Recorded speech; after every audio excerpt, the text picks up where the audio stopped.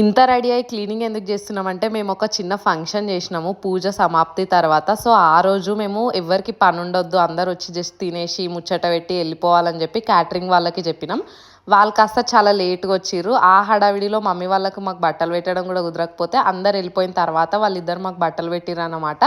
అది పక్కన పెడితే క్యాటరింగ్కి ఫుడ్ ఇచ్చిన తర్వాత నేను ఎందుకు క్లీన్ చేస్తున్నానంటే ఒక్క ఐటెం మాత్రం మేము ఇక్కడ వేడివేడిగా ఉంటుందని చెప్పి చేసియమంటే వాళ్ళు చేసిర్రు. అంతా బాగుంది, అంతా అయిపోయింది అనుకునే లోపు ఆయిల్ అంతా టెర్రస్ మీద నుంచి కింది వరకు పోసిర్రు. సో స్టెప్స్ అంతా కూడా ఆయిల్ అయిపోయింది. నెక్స్ట్ డే ఎవరైనా జారి పడతారేమో అని చెప్పేసి ఆ అర్ధరాత్రి మేము క్లీనింగ్ చేయాల్సి వచ్చింది. అదన్నమాట ముచ్చట.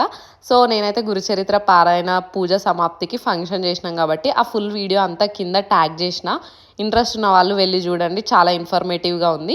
సో ఇంత రెడీ అయ్యి ఫొటోస్ దిగకపోతే ఎట్లా అని చెప్పి బారాలేవని చెప్పి ఆ నైట్ అయినా కూడా కజిన్స్ అందరం కష్టపడి ఫొటోస్ దిగినాం. వీడియో నచ్చితే like, share and subscribe to my